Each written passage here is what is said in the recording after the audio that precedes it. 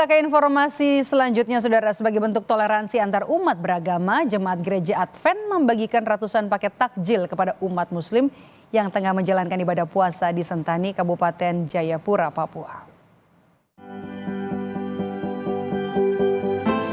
Sedari sore, Jemaat Gereja Advent Falafau Sentani sudah berkumpul dan bersiap untuk membagikan 500 paket takjil, berisikan kolak hingga es buah.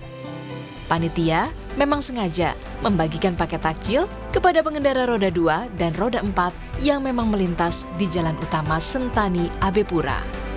Pembagian hidangan berbuka puasa ini jadi agenda rutin yang dilakukan setiap tahunnya sebagai wujud toleransi umat beragama yang ada di Kabupaten Jayapura. Sangat rindu untuk berbagi bersama dengan saudara yang lain agar terjalin sebuah suasana keakraban, dan dengan itu kami boleh melihat akan ada suatu suasana kasih sayang di sana, saling menghargai satu dengan yang lain, dan juga untuk memperkuat persatuan dan kesatuan sebagai masyarakat yang ada di Indonesia.